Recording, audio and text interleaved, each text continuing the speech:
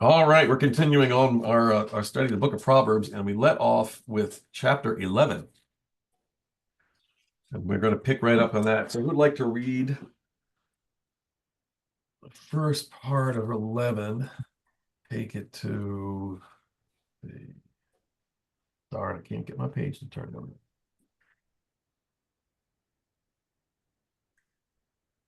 I don't really have a natural break, so we can just take it to,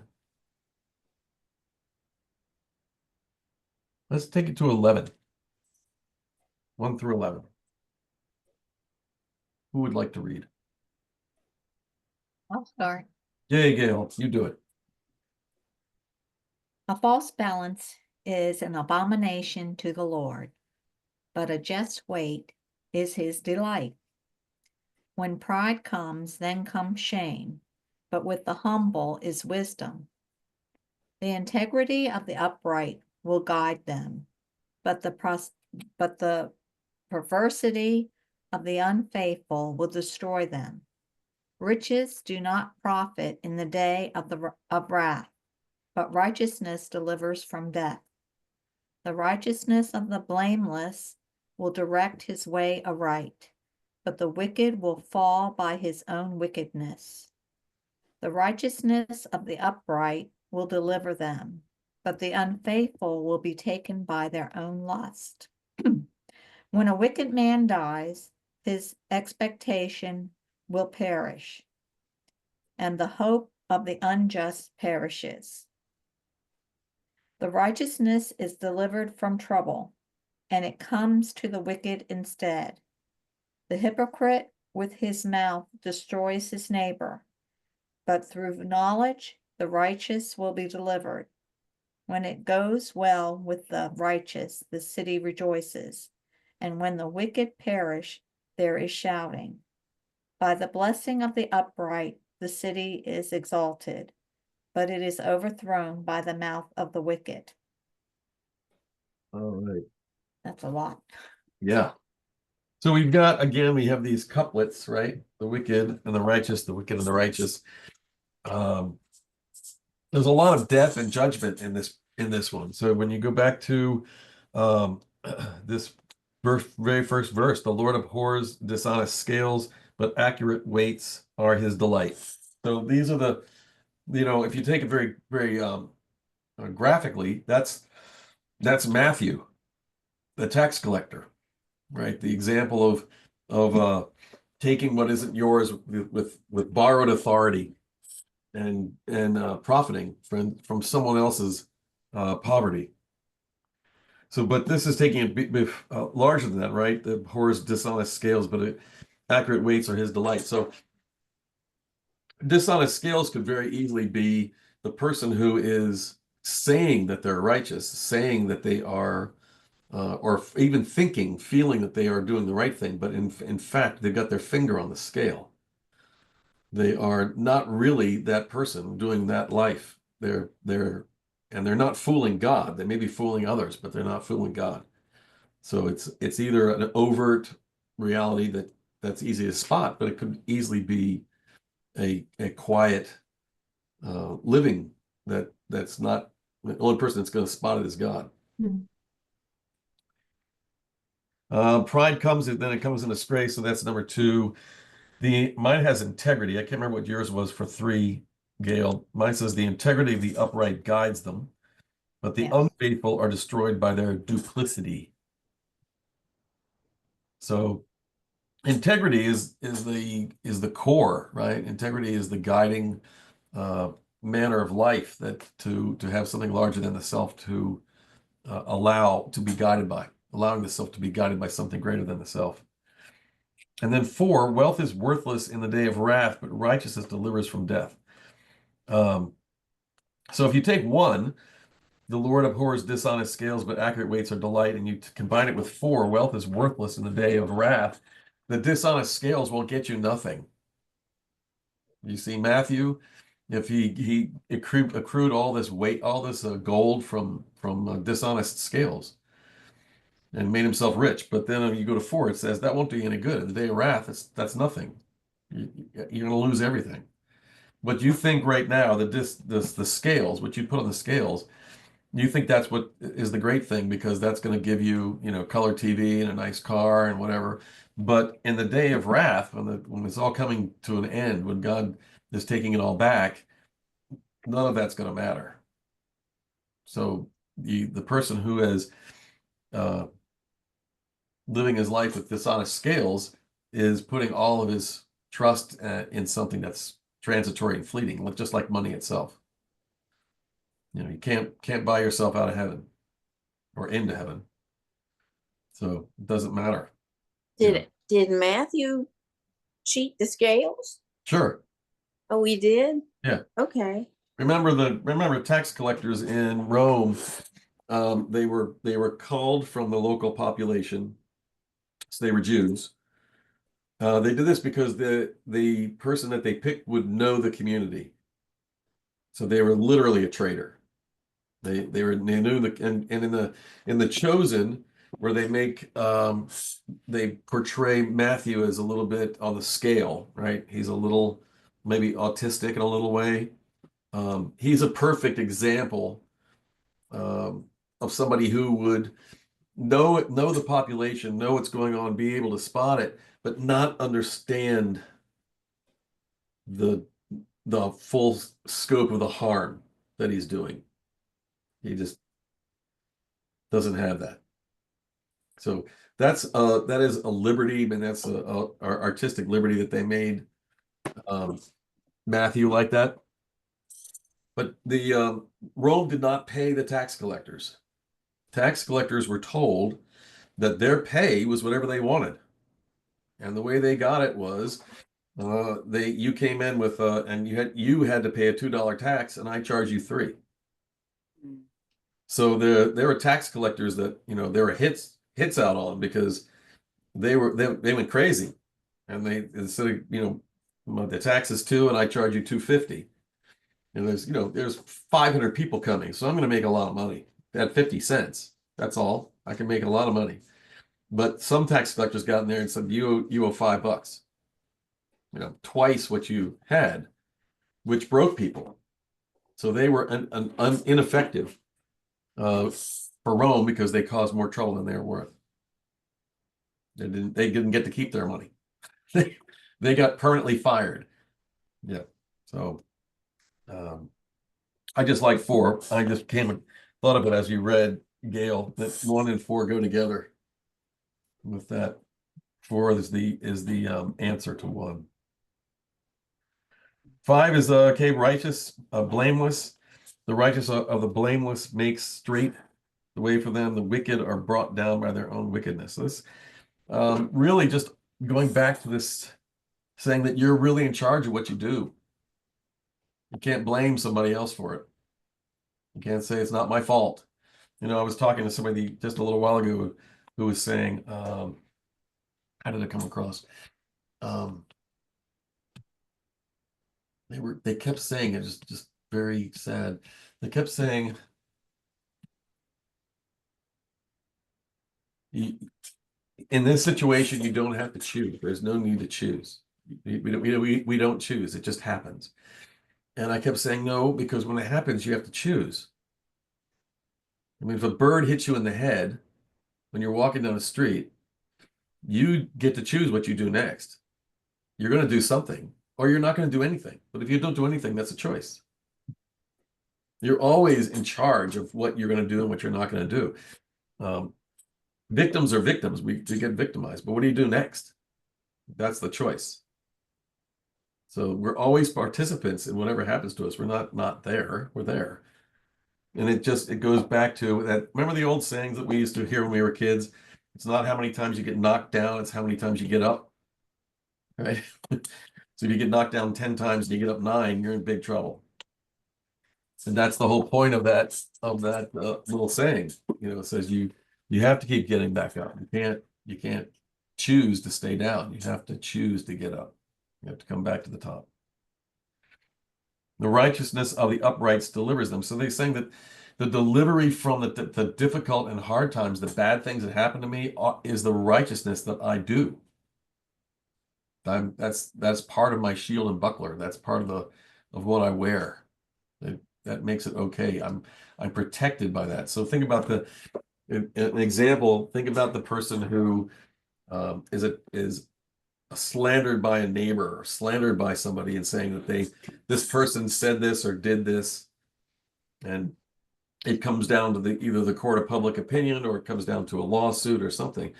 And what you have happen is you have all these people who come to the aid of that one person and say, no, he would never do that. She would never do that. She doesn't lie. She doesn't cheat. She doesn't steal. That's false. It's a false accusation. So that, the righteousness that I do comes back to be the shield that I receive. Yeah. Wicked man dies and hope perishes. All he expected is power to come to nothing. So that's a Christ statement. That's number 7. That's a Christ statement. The wicked die and hope perishes. What do the wicked hope for?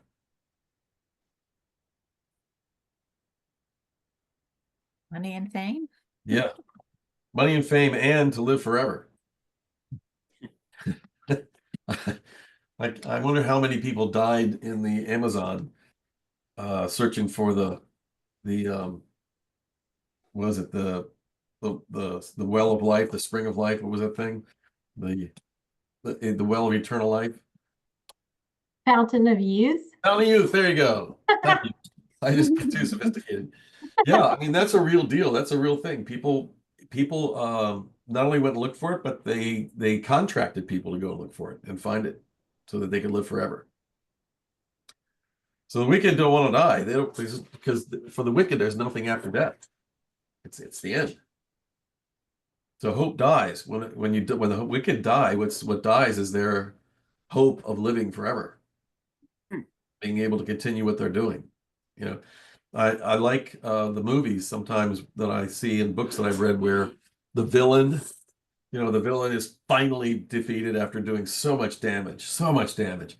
And at the very moment, the very end of where he's going to die or she's going to die because it's happening, they get this realization. They say, no, it can't be. Like, this can't end. I mean, it can't. There's an incredulity in the gasp that they can't believe that this is the end. It's just because all hope is gone.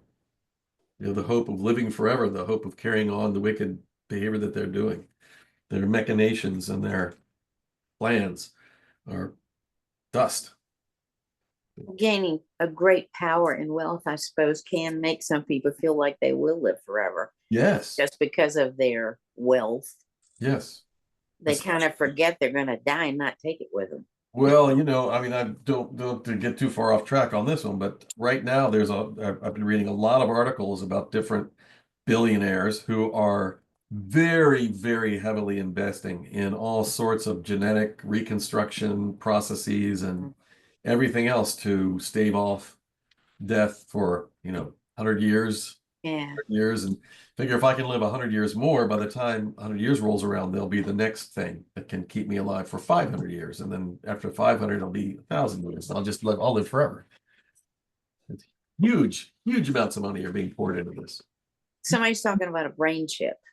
Yes, all sorts of stuff. I mean, they're coming at it from every direction. My favorite is a real one where a geneticist, a woman geneticist, has found what she believes to be the gene of eternal life. Wow. And I won't bore you with the story about it right now, but I'll leave you with this about that. She has found this gene by accident and has the same gene as in mice, right? So many of our stuff is in like dogs and mice and stuff. Right. So there's a little species of mouse that lives like 2 weeks. That's it. Born, breeds, dies. That's about it. That's the whole thing. So she checked this gene off in this mice. They're living for 5 and 6 months now. We have the same gene. So she's saying, what if I turn this gene back on in us? If a mouse that's supposed to die in 2 weeks is living for 6 months, how long would we live? Wow, that could create a whole lot of evil. Oh, yeah. Yeah. Yep. But she did say that it's interesting because the aging process is completely slowed. The mouse does not look, 10 times its age. It just goes along and then drops dead. Like just, Really? yeah. Really fascinating article. So that's probably the most hopeful. There's a lot of people, hanging their hat on that one. You don't have to have the FDA approve it. If you have enough money, you can just have it done, see what happens. Yeah. Where's the lottery when I need it? All right, let's see. The words of the wicked, this is 6. Lie in wait for the brood, but the speech of the upright rescues them. So the brood, when I heard that one, I'm thinking of gullible people. The gullible people will hang on to the fancy words, the words that get them going, the brood, and follow what they hear. They get attached to it, they get dedicated to it, and then they put their weight behind it, and they think that's the way it has to be. And then they start defending it when it's not that way because they're just caught up in it. But here he's saying, but those who, a speech of the upright rescues them. If they will listen, if the person is there, the one who can change that around, then they can be saved because they're gullible. Remember, was it last week? What was it? Back here, we said it over and over again. Was not 7. And it was the simple. Remember, we went over this 2 or 3 times where it said the simple. The simple need to be helped. The simple need to have. Oh yeah, here it is. You who are simple, gain prudence. You are foolish, gain understanding. And then it goes down to here again. Prosperity. Where's the second place? Oh shoot. Well, there's a second place where it says the same thing. It's wisdom talking, and she says, you simple people, come here. Don't stay over there anymore. Come here. Because it's the gullible people. It's the people who, either by hook or by crook, by choice or by neglect are simple. They'll just follow whatever's there, the Pied Piper. And so in the 7, she's saying, you simple people, come follow me. You have a choice. You don't have to follow that person over there just because they have the shiny bauble. You need to follow me so that you'll have eternal life. So being simple doesn't preclude you from the love of God or divine pleasure. So leave that off and come with me. I think we're living through some of that today, right? So many people are desperate to find something to follow, someone to follow, and that desperation is making them do and say and be things that are just sad. Yeah. A righteous man cares for the needs of an animal, but the kindest acts of the wicked are cruel. That's a pretty wild one. That's the kindest mine. It's let's see.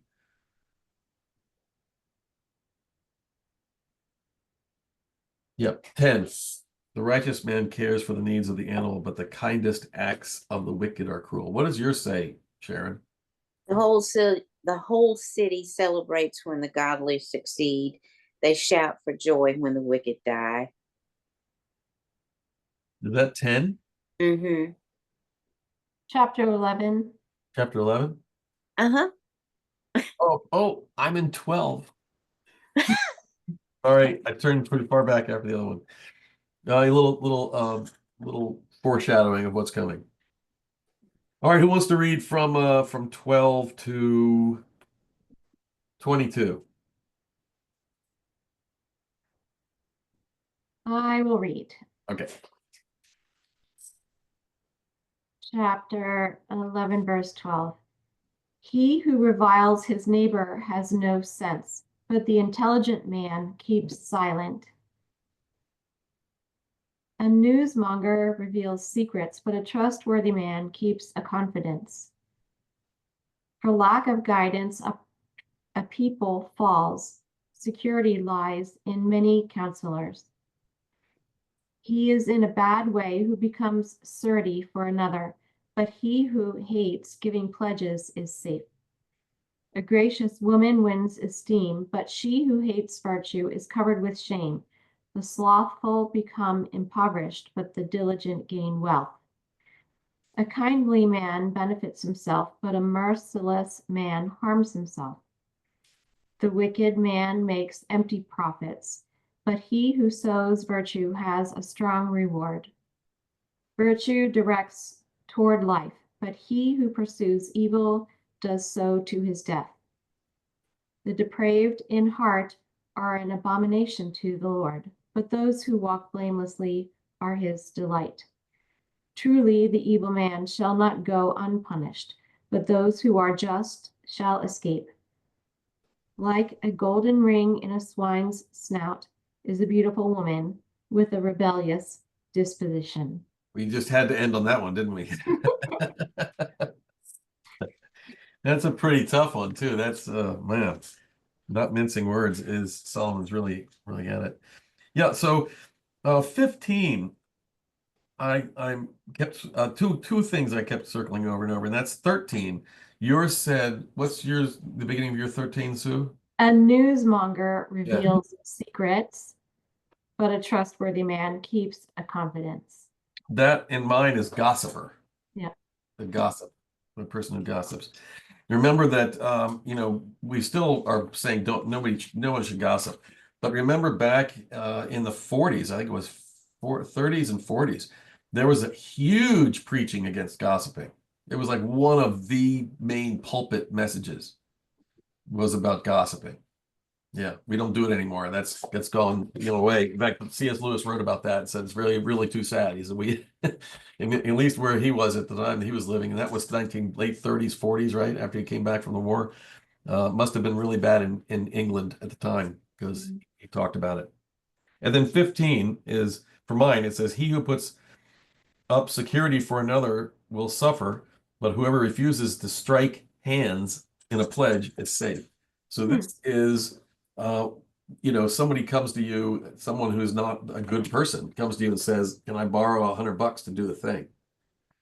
And you get to decide, this is your discernment. Are you going to help the person who's not a good person because you're friends, or because they're neighbors, or because they're your in-law, or or whoever, and give them the money? And he's saying, no, don't do that. Don't provide security for another, because it'll take you down. The one who doesn't, refuses it, is safe.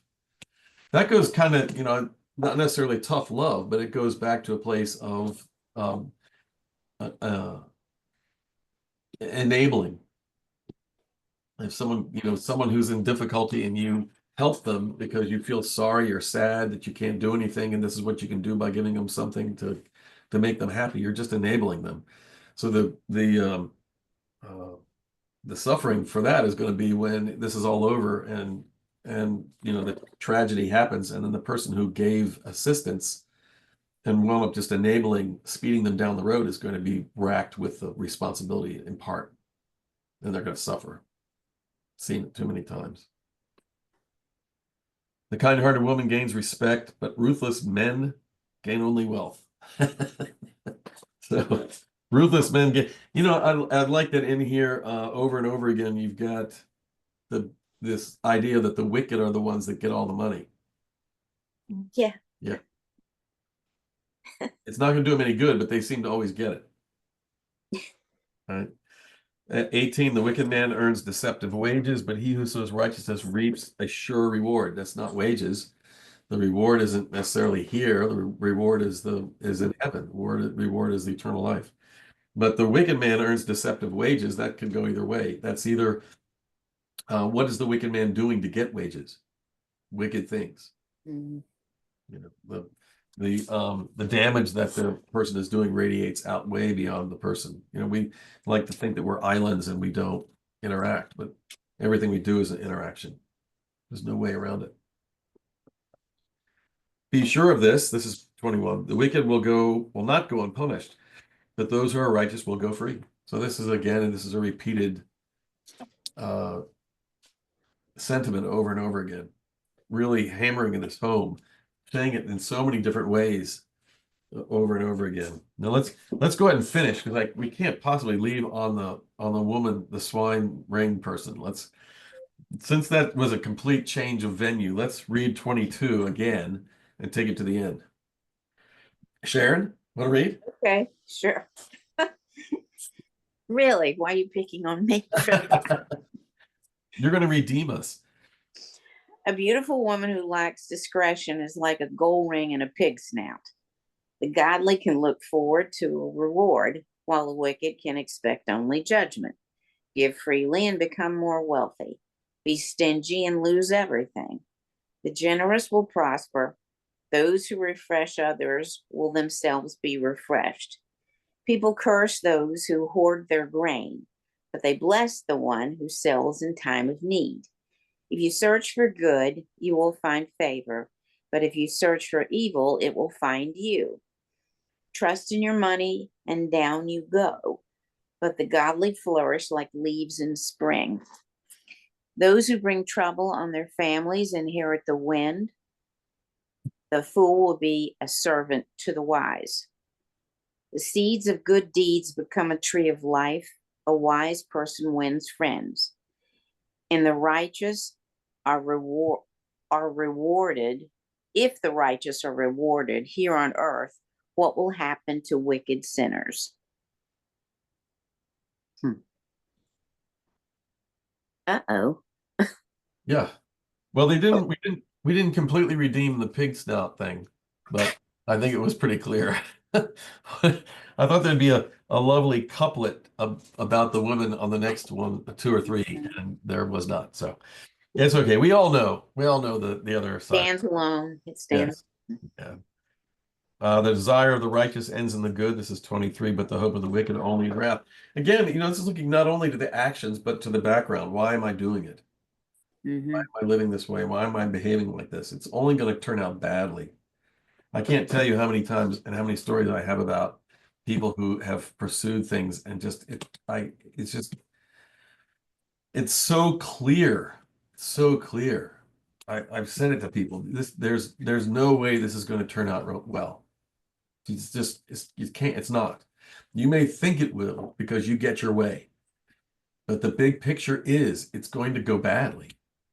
I mean, you have to stop thinking about what you're going to get on your plate and start thinking about, well, who's going to clean the room up.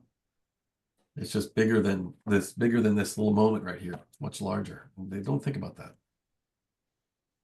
Pursue things that are just horrible. Don't think of any recompense.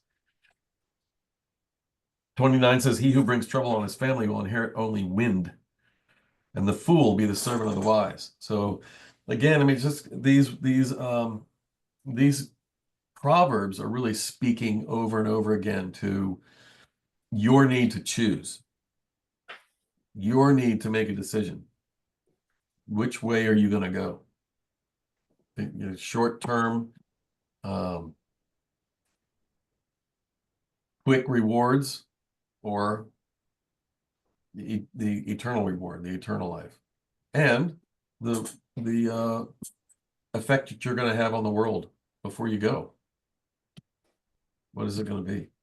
But it's always choice. 11's all about choice. He keeps holding up the choice over and over again. What's your choice? Which one are you going to do? Really, it runs all the way through Proverbs, right? But here it's really obvious, the juxtaposition between the righteous and the wicked. Yep. Well, it's also saying to be good to your family. Yeah. Yeah. So treating people, again, how do you treat people? How do you decide to treat people? What's your motivation for what you do? I was talking, it was in a group, and the question was asked to the group, name 3 things that are most important to you in your life. And of course, one prevalent answer was my family. And so when we went back around and came back to it again, of course, the question is why? Why is your family important to you? Why is that the most important thing to you? You've got to, now you have to, like one person said, because I made them. right? And the answer was, so that's a possession, right? Your family's important to you because you're taking care of them like you take care of a car. So are you serving your family, or is your family serving you? Why is that important? Is there another reason? What's the other reason? So it went around. It was really interesting because after the comment like that, everybody got stumped. People were like, "Oh no, I get what's maybe ask him, what's the next, how do I answer that question? Why, and you watch the gears turning and the immediate responses, the what they were just going to say, because the question was asked in this way, the thought process was, what if that's true, if that is serving me, then I really do have to think more intimately about how I feel, not just what I think about. And that's when the answer started to be love. You love your family, and they're supposed to love you ideally. They're the Yeah. closest people to you. Yeah. I mean, it's your feelings. Yeah. Yeah. But it really it moved toward not about their love, but just about my love. Like the comment was, I am made to love. I'm designed by my creator to love because my creator loves. You take joy in your family. Yes. All except I guess that's selfish too, isn't it? Well, but God takes joy in us, his children, when we are good, as we say right here. God takes joy in the righteous, and is saddened by the ones who don't live into that, But that doesn't change God's love. God's love stays the same. So, we don't lose that. I think that's a parental thing as well. Parents don't lose their love even when it goes badly for the family. We still have it. That's the pain, right? So there's solace in thinking that the pain that I feel for being ostracized or rejected or left bereft by my family is analogous to the pain that God feels. So I'm, in a very sublime sort of way, in my pain, I am in companionship, in very intimate companionship with God. I'm suffering as God suffers. It's little things like that give us a opportunity to draw close to God in a very special way. Yeah. Well, that's it, guys. We did two things tonight. One totally unplanned, but you all were gracious and leaned into Ren. So that was really great. We are on to 12 here. I'm writing it right in my book. And then we'll move forward. Think about the program coming up Wednesday night. Next Wednesday, it'll be in Creator Calling, and I'll announce it on Sunday, and we'll see where it takes us. It's going to be a lot of fun. Yeah. Like this, really make you think. That's the whole plan. Anyway. Everybody good? Yeah. Yeah. All right. Have a wonderful night. I hope everybody sleeps really well and gets good rest. No. Be nice. Thank you. Good night. Night. Bye. Night.